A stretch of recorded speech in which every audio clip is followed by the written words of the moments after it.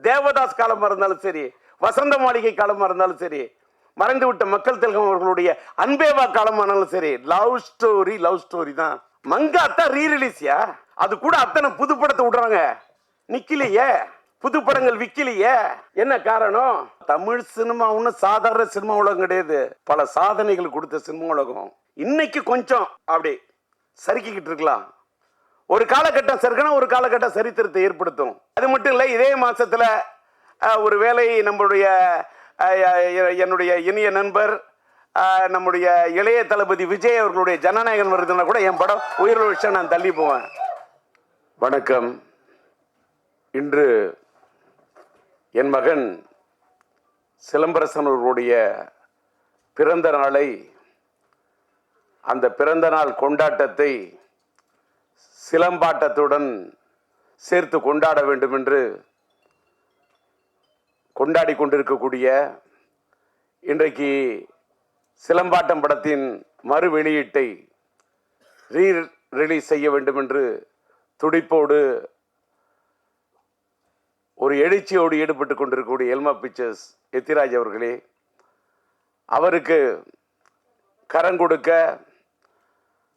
அவரோடு இணைந்து பணியாற்றக்கூடிய இனிய நண்பர் தயாரிப்பாளர் ட்ரீம் வாரியர் பிக்சர்ஸ் உடைய அன்பு நண்பர் குகன் அவர்களே, மற்றும் இந்த படத்தை இயக்கி ரசிகர்களை அந்த காலகட்டத்தில் அவர்களுடைய மனங்களை எல்லாம் மயக்கி தனக்கென்று ஒரு தனி இடத்தை பிடித்த படத்தின் இயக்குனர் என்னுடைய மறைந்துவிட என்னுடைய குடும்ப நண்பர் என்று அவர் சொன்னார், உளுந்தூர்பேட்டை சண்முகம் அவர்களை, கவிஞரை பற்றி. அவர் எங்களுடைய குடும்ப நண்பர், என் மனைவி இல்லத்தை சார்ந்தவர்களுக்கு ரொம்ப நெருங்கிய நண்பர். அவர் வீட்டிலே இருக்கக்கூடிய அவருடைய மகளை நான் என் படத்திலே பாட வைத்திருக்கின்றேன். என்னுடைய மகன் படத்திலே சரவணன் இயக்குனராக பணியாற்றி இவ்வளவு ஒரு பிரம்மாண்டமான படத்தை தந்திருக்கிறார் என்று சொன்னால், அப்படிப்பட்ட சரவணன் இன்றைக்கு இங்கே வந்து மேடையிலே வாழ்த்தி அமைந்திருக்கின்றார். அதை போல இங்கே வரவேற்று பேசிய, நல்ல பேருக்கேற்றவாறு கன்னி தமிழிலே கவிதை நடையிலே எல்லோரையும் வரவேற்று பேசிய அன்பு சகோதரி கவிதா இங்கே அழகாக, அற்புதமாக, தெளிவாக, நல்ல உச்சரிப்போடு, உற்சாகத்தோடு தமிழை உச்சரித்த அழகை பார்க்கின்ற போது இன்னும் தமிழ் வாழ்ந்து கொண்டிருக்கிறது என்பதற்கு தமிழ் திரையுலகத்திலே இதை போன்ற சான்றுகள் இருக்கட்டும், இதை போன்ற சாட்சிகள் இருக்கட்டும், இதை போன்ற தடயங்கள் இருக்கட்டும். அவருடைய பேச்சை கேட்டவுடன் இந்த படத்தை பற்றி எந்த இடத்துல எதை பற்றி பேசணுமோ அதை பற்றி தான் பேசணும். அந்த அம்மா என்ன பார்த்த உடனே, நான் இங்கே வந்திருக்கிறது, நானும் ஒரு பார்வையாளராக வந்திருக்கின்றேன். நான் இப்பெல்லாம் எந்த மேடைக்கும் அதிகமாக போகிறதில்லை. சமீபத்தில் என்னுடைய இனிய நண்பர், என்னுடைய முன்னோடி, எனக்கு பிடித்த இயக்குனர் பாக்கியராஜ் அவர்களுடைய 50 ஆண்டு கால பாராட்டு விழாவுக்கு செல்ல வேண்டும் என்று நான் galatta.com ஏற்பாடு செய்திருந்த அந்த நிகழ்ச்சிக்கு சென்றிருந்தேன். அதுக்கு காரணம் என்னன்னா, எல்லாரும் நினைப்பீங்க கூப்பிட்டோன்னு போயிடும். கூப்பிடுற விதத்தில் கூப்பிட்டாரு, அன்பா கூப்பிட்டாரு, பண்பா கூப்பிட்டாரு, பக்குவமா கூப்பிட்டாரு பாக்கியராஜ். அவரே கூப்பிட்டாரு, அதனால மட்டும் போனேன். அதே மாதிரி இந்த நிகழ்ச்சியில் நான் இங்க நிக்கிறதுக்கு காரணம், ஒரு விநியோகஸ்தரை மதிக்க வேண்டும். இன்னைக்கு நம்ம எல்மா பிக்சர்ஸ் எத்திராஜ் இந்த படத்தை வெளியிடுகிறார் என்று சொன்னால், ஏதோ எங்கிருந்தோ ஒரு கரும்பு தோட்டை வியாபாரம் பண்ணிக்கிட்டு இருந்தேன், நான் காய்கறி வியாபாரம் பண்ணிக்கிட்டு இருந்தேன், ஆனாலும் எனக்கு சினிமா மேல ஈடுபாடு, யாருக்கு வேணாலும் சினிமாவில் ஈடுபாடு வரலாம், அது வேற விஷயம். அவங்க சினிமாவை ரசிக்கலாம், சினிமாவில் என்ன வேணா பண்ணலாம். ஆனால் அவர் விநியோகஸ்தராக இருந்து கிட்டத்தட்ட எனக்கு தெரிஞ்சு ஒரு 10-15 படங்களுக்கு மேல என்னுடைய மகனுடைய மாநாடா இருக்கட்டும், மார்க் ஆண்டனியா இருக்கட்டும், மார்த்தட்டி சொல்லக்கூடிய அளவுக்கு படங்களை, அது அவர் கோயம்புத்தூரை சேர்ந்தவர், அத்தனை படங்களை வெளியிட்டு பார்த்தவர். அவருக்கு இந்த படத்தின் மீது ஒரு தாளாத ஒரு இது. அவருக்கு பாலன் என்ற என்னுடைய இனிய நண்பர் தான் இந்த படத்தை வாங்குவதற்கு இது எல்எம்எம் இந்த படத்தை தயாரித்தது என்னுடைய இனிய நண்பர் மறைந்துவிட்ட எல்எம்எம் லட்சுமி மூவி மேக்கர்ஸுடைய முரளி அவர்கள். இந்த இங்கே சரவணன் சொன்ன மாதிரி இந்த படத்துடைய பட்ஜெட்டு பெரிய பட்ஜெட்டு. அந்த காலகட்டத்தில் இந்த படம் ரொம்ப பெரிய பட்ஜெட்டு.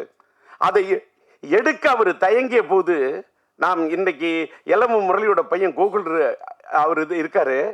கோகுலுக்கு கூட தெரியும் அந்த தயாரிப்பாளருக்கு முரளிக்கு அந்த அளவுக்கு நான் உறுதுணையாக அவருக்கு உற்சாகத்தை ஊட்டி ஊக்கத்தை கொடுத்து இது பண்ணு. ஏன்னா பட்ஜெட் எப்படின்னா முரளி சார் சரவணன் நீங்க கேளுங்க, சரவணன் சொன்ன சப்ஜெக்ட் அதுக்கு என்ன தேவைன்னு யோசிக்காதீங்க. பட்ஜெட் சப்ஜெக்டை பாருங்க, பட்ஜெட்டை பார்க்காதீங்க. அடிச்சு சொன்னேன். அதே மாதிரி அவரால் முயன்ற அளவு அந்த காலத்தில் இந்த படம் ஒரு பெரிய பட்ஜெட் படம் அந்த அளவுக்கு அவர் எடுத்திருந்தாரு. அப்படிப்பட்ட ஒரு தயாரிப்பாளர் அந்த படம் அந்த காலத்திலேயே இதில் என்னுடைய சிலம்புடைய இனிய நண்பர் என்னுடைய காதல் எழுவதில்லை படத்தில் இது பண்ணி அதுக்கப்புறம் மன்மதன் படத்தில் சிலம்பால் இது பண்ணப்பட்ட நம்முடைய நண்பர் சந்தானம் இந்த படத்தில் அற்புதமான காமெடி ரோல் பண்ணியிருப்பார். படம் சார் என் பையன் என் பையனோட பிறந்த நாள் இன்னைக்கு அந்த படத்தை பற்றி நான் சொல்கிறத விட இந்த ரீரிலீஸ் காலகட்டத்தில் ரிலீஸ் காலத்தை விட இந்த ரீரிலீஸ் காலம் இது ஒரு மாறுபட்ட காலம். இது ஒரு ஏஐ காலம், இது ஒரு சாட் ஜிபிடி காலம். இன்னைக்கு டிஜிட்டல் வேர்ல்டு.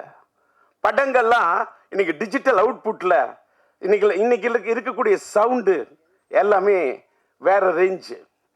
நான் அதை என்ன சொல்கிறேன்னு சொன்னாக்கா நான் அப்படி பார்க்குறேன், படத்தை பார்க்குறேன், பிரமிக்க வைக்குது. என் பையங்கிறதெல்லாம் அதெல்லாம் தூக்கி அந்த வைக்கணும். நான் முதல்ல படைப்பாளி அப்படிங்கிறத விட நான் பெரிய ரசிகன். நான் எல்லா படத்தையுமே ரசிப்பேன். நான் பயங்கர கலா ரசிகன், தேட்டரில் போய் படம் பார்க்கக்கூடிய ரசிகன். இந்த படம் நான் தேட்டரில் பார்த்தேன். இங்கே இந்த நம்மளுடைய பிரசாத் இந்த நம்மளுடைய லேப் தேட்டரில் பார்க்கவுள்ளே பிரமிக்க வைக்குது. என்னன்னா என்ன கலர்ஃபுல் ஃப்ரேமு. நானே பிரம்மாண்டமாக படம் எடுக்கிறவன், பிரம்மாண்டமாக டான்சஸ் போட்டு எடுக்கிறவன். அந்த தமிழன் அந்த பாட்டுக்கு தமிழன்னு சொல்லக்கூடிய அந்த பாட்டுக்கு என்ன கலர்ஸு, என்ன டான்சஸ், என்ன கோரியோகிராஃபி, அதில் என்ன ஆர்ட் டைரக்ஷன், அதில் அவர் ஒவ்வொரு ஃப்ரேமும் அந்த ஃப்ரேம் ஒன்றுத்துலையும் அது ஜொலிக்குதுன்னா பேசிக்லி அவர் கேமராமேன், அந்த ஒளிப்பதிவாளராக இருந்து தன் உள்ளத்தில் பதிவு செய்த விஷயத்தெல்லாம் படத்தில் எடுத்திருக்காரு. என்னடா இதுன்னா ஒரு படத்தை பற்றி பேச வந்தா அதை பற்றி பேசணும், அதோட இயக்குனரை பற்றி பேசணும், அந்த படத்தை இன்னைக்கு பெரும் முயற்சி எடுத்து ரிலீஸ் பண்ணக்கூடிய எத்திராஜை பற்றி பேசணும். அதுக்கு இந்த படத்துக்கு உறுதுணையாக இருந்து கரம் கொடுத்துரு. இந்த படத்தில் நடித்தது என் மகன், அவர் இந்த படத்துக்கு உறுதுணையாக இருந்தது தயாரிப்பாளர் குகன். நான் என் மகனையும் பார்க்கின்றேன், குகனையும் பார்க்கின்றேன். இன்னொன்று இந்த படத்தில் நடித்த ஆர்டிஸ்ட் அத்தனை பேருமே, சந்தானமாக இருக்கட்டும், Santhanam yes, Saravanan director yes, சிறும்புவோடு அந்த தமிழ் கதாபாத்திரத்தில் உயிர் கொடுத்து நடிச்சிருப்பாங்க அந்த அம்மா ஸ்னேகா, அது எஸ். சிலம்பரசனும் ஸ்னேகாவும் அந்த மச்சான் மச்சான் பாட்டு இருக்கு பாருங்க. என்ன மச்சான் பாட்டு, ஒரே ஒரு பாட்டு, தச்சான் மனச தச்சான்னு சொல்லக்கூடிய நான் முத்துக்குமார் எழுதின அந்த பாட்டு, அவங்க ரெண்டு பேரும் வரக்கூடிய அந்த பாட்டு அவ்வளவு பிரம்மாண்டம் எடுத்திருப்பாரு. அப்படியே சும்மா அந்த அவுட்டோர்ல அந்த பாட்டோடைய அந்த பாட்டை எடுக்கிறதுக்கு என்ன சரவணன் முயற்சி பண்ணிட்டு இருப்பாரு. எல்எம்எம் முரளி சொன்னப்ப அந்த பாட்டு படத்தில் அவ்வளோ லவ்லியா இருக்கும். அது இளையராஜா அண்ணன் பாடியிருப்பாரு. அந்த பாட்டை அந்த ரெண்டு பேரையும் சிலம்பரசன் ஸ்னேகா ரெண்டு பேரையும் பார்த்தாக்கா, சிலம்பரசன் ஒரு எஸ், ஸ்னேகா அந்த அம்மாவுக்கு ஒரு இனிஷியல் எஸ். இந்த எஸ்ஸும் சேர்ந்தா டபுள் எஸ், அதாவது எஸ்எஸ். அதாவது நம்ம எஸ்எஸ்ன்னு சொன்னா ஸ்டெயின்லெஸ் ஸ்டீல்னு சொல்லுவோம்ல, அதை தான் எஸ்எஸ்ன்னு சொல்லுவோம். அத மாதிரி எவர் கிரீன் ஸ்டெயின்லெஸ் ஸ்டீல் மட்டும் இல்லை, அது ஒரு stainless steel plus A feel. என்ன லவ், என்ன ரொமான்டிக், என்ன யதார்த்தமா இருக்கும் தெரியுமா அந்த பாட்டு. நாமுத்துக்குமார் அப்படியே அந்த பாட்டை அப்படி திட்டிருப்பாரு. அப்புறமா தமிழன் பாட்டுக்கு நம்முடைய மறைந்து விட்ட அண்ணன் வாலி அந்த பாட்டை அப்படியே அற்புதமா திட்டிருப்பாரு. எல்லாத்தை விட அந்த காலத்துல எல்லா பப்ளியும் எல்லா யூத்தும் கொண்டாடின பாட்டு தான் அந்த வேர் இஸ் த பார்ட்டி. அந்த பாட்டு படமாக்கப்பட்டது டிஆர் சிம்பு கார்டன்ல எங்க தோட்டத்தில் தான் எடுத்தாங்க. சரவணனுக்கு தெரியும். இன்னைக்கு டிஆர் கார்டன் சிம்பு கார்டன் அன்னைக்கு சிலம்பாட்டம் எடுத்த காலத்து கட்டத்தை கூட இன்னைக்கு வேற கட்டத்தில் மாறி இருக்கு. இது என்னன்னா அந்த அளவுக்கு இந்த படத்தை ஒரு நல்ல நேர்த்தியாக எடுக்கப்பட்ட படம் இன்னைக்கு ரீரிலீஸ் பண்ணா இது ரீரிலீஸுக்கு ஒரு ஆப்டான படம் என்பதை எல்மா பிக்சர்ஸுக்கு சொல்றேன். ஏன்னா இன்னைக்கு சமீபத்தில் வந்த படங்கள்ல லவ் ஸ்டோரிஸ் பயங்கரமா ப்ரூவ் பண்ணுது அப்படின்றது ஒத்துக்கிட்டாங்க. அத்தனை படங்கள் வாரணமாயிரமா இருக்கட்டும், நான் உதாரணம் எத்தனையோ சொல்லலாம். என்னுடைய பையனுடைய வாழ்க்கையில என்னையே கீழே தள்ளக்கூடிய அளவுக்கு மனசுல யோசிக்க வச்ச படம் லவ் ஸ்டோரியில. நானே ஒரு தலை ராகம் கொடுத்தவன், ரயில் பயணங்கள் கொடுத்தவன், கிளிஞ்சல்கள் மியூசிக் பண்ணவன், மைதிலினை காதல் எடுத்தவன், உயிருள்ள ஷா எடுத்தவன். இன்னைக்கு உயிருள்ள ஷா கூட ரீரிலீஸ் பண்றேன். That is different. எத்தனையோ லவ் ஸ்டோரி கொடுத்துருக்கேன், பூக்களை பதிக்காத மியூசிக் பண்ணியிருக்கேன். ஆனா என்னையே என் வாழ்நாளிலேயே என்னையே திகைக்க வச்சு ரசிக்க வச்ச ஒரு பெரிய லவ் ஸ்டோரி விண்ணை தாண்டி வருவாயம். இன்னைக்கு லவ் ஸ்டோரிக்கு இன்னைக்கு இல்லை சார், டி ராஜேந்தர் இல்ல, இன்னைக்கு இல்லை. அது கல்யாண பரிசு காலமா இருந்தாலும் சரி, தேவதாஸ் காலமா இருந்தாலும் சரி, வசந்த மாளிகை காலமா இருந்தாலும் சரி, மறைந்து விட்ட மக்கள் திலகம் அவர்களுடைய அன்பேவா காலமானாலும் சரி, லவ் ஸ்டோரி தான். அதை ஒண்ணுமே ரீப்ளேஸ் பண்ணவே முடியாது. அது அன்னைக்கு இல்லைனாலும் அது ஒரு லேண்ட்மார்க் தான். அப்படி ஒரு விண்ணை தாண்டி வருவாய், அப்படி ஒரு லவ் ஸ்டோரி அது. ஆனா ஆக்ஷன் படமும் ரீரிலீஸ்ல நிக்குங்கிறத ப்ரூவ் பண்ணது நம்முடைய அல்டிமேட் ஸ்டார் அஜித்தோட மங்காத்தா ரீரிலீஸ்யா. அது கூட அத்தனை புது படத்தை விடுறாங்க, நிக்கலையே, புது படங்கள் விக்கலையே. என்ன காரணம்? கரெக்டா புரிஞ்சுக்கிட்ட ராஜா.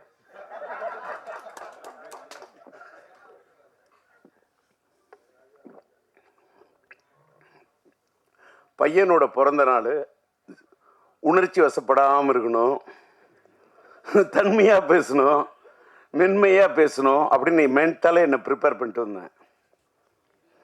அந்த எதுக்கு சொல்றேன்னா, உணர்ச்சி ஏன் வசப்படுறேன்னு சொல்லிட்டாக்கா, அன்னைக்கு சாதிச்ச அந்த சாதனையை இன்னைக்கு சாதிக்கிறதுக்கு முயற்சி பண்ணுங்கிறதுக்காக தான் ரீரிலீஸ்லாம். பாருங்க, ஒரு தடவை ஒன்றும் இல்லை, அங்கே இந்த பேனரோட சைஸ் சின்ன அடிச்சிருக்காரு, 10:25. அவரு தான் இந்த ஃப்ரேமிங் தூக்கி நிற்கிற. அதாவது பார்த்தா கிட்ட போய் அந்த ஒரு போட்டோ பார்த்தா அப்படியே என் பையன் தான் அந்த என்ன என்ன என்ன அந்த என்ன கலர் சேச்சுரேட், என்ன பியூட்டிஃபுல்லா, என்ன பிக்சல் ரேட்டு, அப்படியே நேரில் பார்க்கறது மாதிரி ஒரு கலைஞன். அந்த பிரிண்டிங் கூட, அந்த ஸ்டில் போட்டோகிராஃபி யார் எடுத்திருப்பான், அதை எப்படி பிரிண்ட் பண்ணியிருப்பாங்க, இதெல்லாம் நான் ரசிக்கிறேன். நான் கலா ரசிக்கிறேன். அது மாதிரி படங்கள் ஒன்றும் தமிழ் சினிமா ஒன்றும் சாதாரண சினிமா உலகம் கிடையாது. பல சாதனைகள் கொடுத்த சினிமா உலகம். இன்னைக்கு கொஞ்சம் அப்படி சறுக்கிக்கிட்டு இருக்கலாம். ஒரு காலகட்டம் சறுக்கினா ஒரு காலகட்டம் சரித்திரத்தை ஏற்படுத்தும். அப்படிப்பட்ட ஒரு சரித்திரத்தை இந்த படம் ஏற்படுத்த வேண்டும் என்று விரும்பி கேட்டுக்கொண்டு, இன்னைக்கு ஒரு பெரிய ஒரு விஷயத்த சொல்லணும்னா, எனக்கு கொஞ்சம் அப்படி கணைச்சிக்கிட்டு அப்படி பேச ஆரம்பிச்சேன்னு தொண்டை வரல்ற மாதிரி இருக்குன்னு சொன்னோன்னே, நான் என்ன பேசிக்கிட்டே இருந்தேன். நான் ஒரு பக்கம் வறண்ட தொண்டையை பார்ப்பேனா, திரண்ட இந்த கூட்டத்தை பார்ப்பேனா. ஏன்னா இந்த காலை நேரத்திலும் திரண்ட இந்த கூட்டத்தை பார்க்கின்ற போது வறண்ட தொண்டையை பத்தி கவலைப்படவே இல்லை. கரை புரண்டு வரக்கூடிய அந்த தமிழை மட்டுமே பார்க்கிறேன், அந்த வார்த்தையை மட்டுமே பார்க்கிறேன். சார் அவர் சொன்னார் பாருங்க சார், காலத்துக்கும் வாலி என்ன எழுதின தமிழனை பத்தி ஒரு பாட்டு. இந்த பாட்டு படத்துல கேரக்டர் செக்ஷன் பேரே தமிழியா. அதுக்கு என்ன காரணம்? உளுந்தூர்பேட்டை சண்முகம் பையனுக்கு பச்சை பேரு சரவணன். சிலம்பரசன் நடிச்ச படம் சரவணன். டிஆர் டைரக்ட் பண்ண படம் எங்க வீட்டு வேலை நடிச்சது. அந்த காலத்துல நம்மளுடைய இளைய தளபதி விஜய் அவர்களோட படத்துல கலக்கன சங்கீதாமா இருக்காங்களே, அவங்க என்னுடைய எங்க வீட்டு வேலன் படத்துல சிலம்பரசனுடைய அந்த அந்த அந்த காலத்து படத்தில் நடிச்சவங்க. அந்த அப்படிப்பட்ட சரவணன் குடும்ப நண்பர், அந்த தமிழ் பெயர், அவங்க அப்பாவோட பேர் உளுந்தூர்பேட்டை சண்முகம். என்ன முருகனை பத்தி எத்தனை பாட்டு, என்ன நயம், என்ன கலைநயம், என்ன கவிநயம். அப்படி எழுதினவரோட பையனுடைய படைப்பு. படத்துக்கு தலைப்பு வைக்கணும்னா தமிழ், அங்க கதாநாயகன் பேர் தமிழியா, படத்தோட டைட்டில் சிலம்பாட்டையா. என் பையனுக்கு நான் வச்ச பேர் சிலம்பரசன். அதை அழகா எடுத்து சொன்னது எனக்கு பிடித்த ஒரு பெரிய 50 காப்பியங்கள் சிலப்பதிகாரம். எனக்கு பிடிச்சது அந்த இளங்கோவன். என்னால வாழ்க்கையில் இளங்கோவனம் வாழ்க்கையில் வாட முடியாது. இளங்கோவன் படைத்தது அந்த சிலம்பு. இந்த ராஜேந்திரன் கண்டெடுத்தது இந்த சிலம்பு. எனக்கு கிடைச்ச ஒரே சிலம்பு இந்த சிலம்பு தான். அவன் காற்சிலம்பை வைத்துக் கொண்டு விளையாடினான், நான் என் கையில் கிடைத்த சிலம்பை வைத்துக் கொண்டு விளையாடினேன். அப்படிப்பட்ட என் மகனுக்கு சிலம்பரசன் என்று பெயரை வைத்து, அந்த சிம்பு என்ற பெயர் கூட சிலப்பதிகாரத்தின் அடுத்த இதுன்னு யாருக்கும் தெரியாது. ஏதோ சிலம்பரசன் சுருக்கி சிம்புனோ, அதையும் தமிழோட தான் கூப்பிடுவேன். என் பையனை சிலம்புன்னு கூப்பிடக்குள்ளேயே என்னமோ அரும்பு பூக்கிற மாதிரி இருக்கும். அப்படியே தை மாசத்து கரும்பு தோட்டத்தையே கடிச்சு சிலம்பு, அப்படி கரும்பு சாப்பிடுற மாதிரி சிலம்புன்னு அப்படி தமிழை சொல்லி சொல்லி வளர்த்தவன் சார். அதாவது எல்லாரும் எத்திராஜிங்க எல்லாரும் பையனை பொத்தி பொத்தி வளர்ப்பாங்க. நான் என் பையனை பொத்தி பொத்தி வளர்த்ததே இல்லை. எத்துவேன், ஃபைட்டு, போட வாங்கடா குத்து, அடுறா, ட்ரம் அடிக்கணும், அடிக்கணும், ட்ரம் அடிக்கணும், பீட்டோட அடிக்கணும்.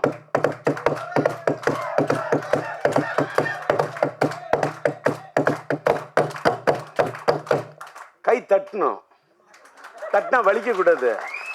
இப்பவும் அடிப்பேன். இப்பவும் ட்ரம் அடிப்பேன்னா, ஏன் அடிக்கிற? ட்ரம்மு தான் அடிப்பேன், தம் அடிக்க மாட்டேன். தம் அடிக்காம இருந்ததுனால தான் டம் பிடிச்சு நின்று பேசுறேன். வெளியில சில யூடியூப்ல டிஆரால அவர் பேச முடியாது, அவருக்கு முடியல,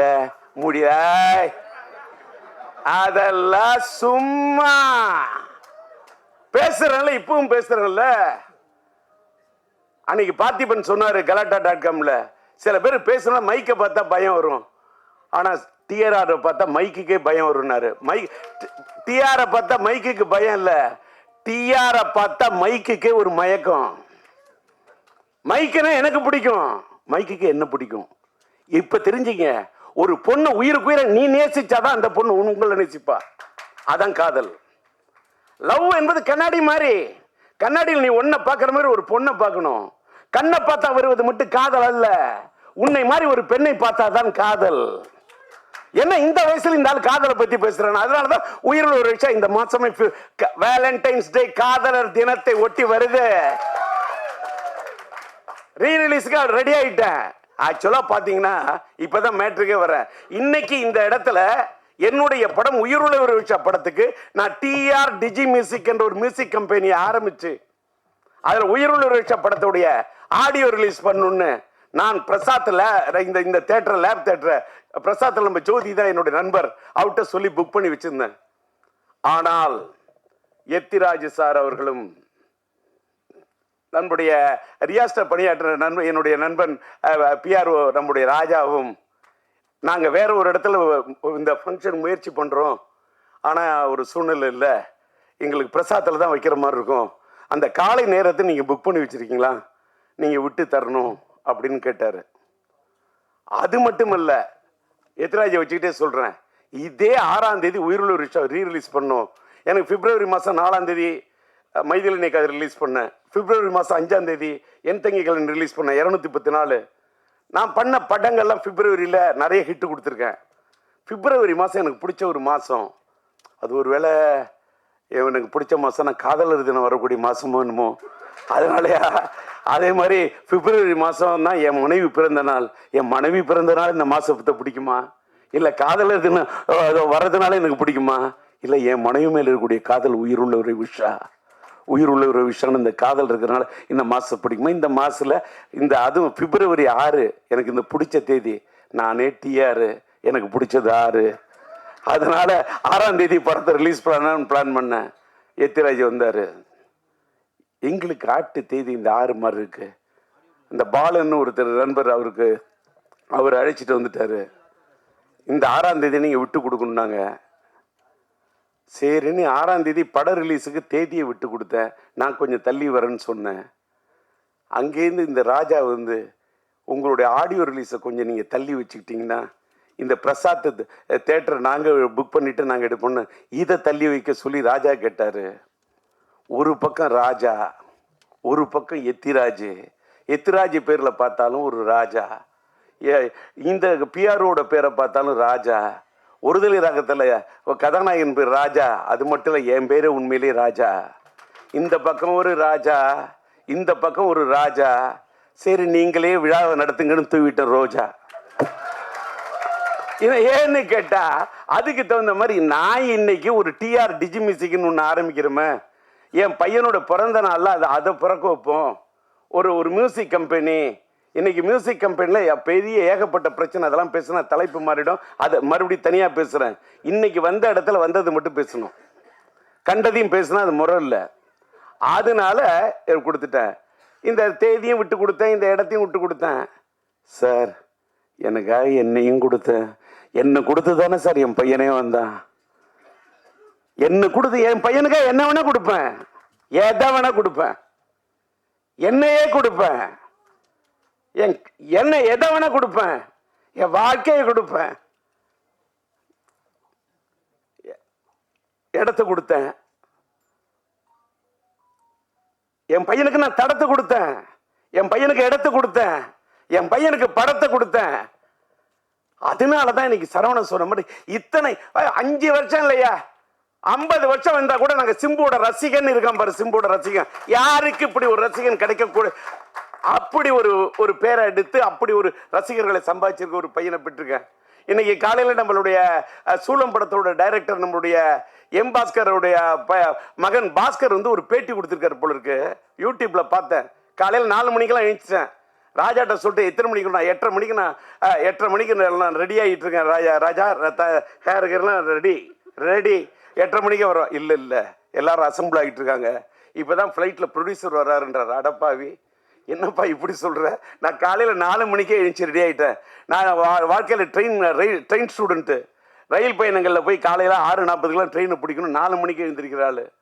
ரெடியாகி என்னன்னு கேட்டால், என் பையனுடைய பிறந்த நாளில் இந்த சிலம்பாட்டம் படத்தோட ரீரிலீஸில், என் பையனோட ரீரிலீஸில் இந்த படம் ஒரு தனி இடத்தை பிடிக்கணும்னு ஒரு தந்தையா என்னுடைய ஆர்வம். அதுக்காக எனக்கு என்ன கேட்டால், நான் விட்டு கொடுத்ததுக்காக இது பண்ணல.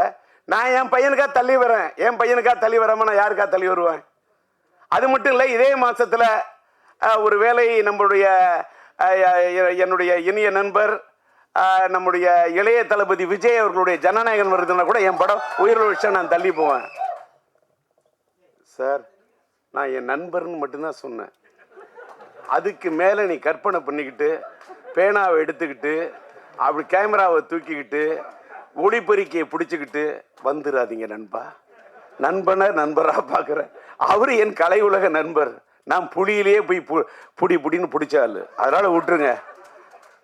அதனால் இன்னைக்கு பேசுனதில் ஏதாவது ஒரு கிளி பேசுனதில் வந்து வந்தாரு டிஆர்னா எல்மாவை பற்றி பேசுகிறாரு, ஏதாவது ஒரு கில்மாவாக பேச மாட்டாரா அப்படின்னு உங்களுக்கு ஒரு எண்ணம் வரக்கூடாதுல்ல. அதுக்காக தான் இதெல்லாம் பற்றி எல்மாவை பற்றியும் பேசுவேன், சினிமாவை பற்றியும் பேசுவேன். இப்படி கிளுகிழுப்பாக கொஞ்சம் கில்மாவும் பேசுவேன். அதான் டிஆர்.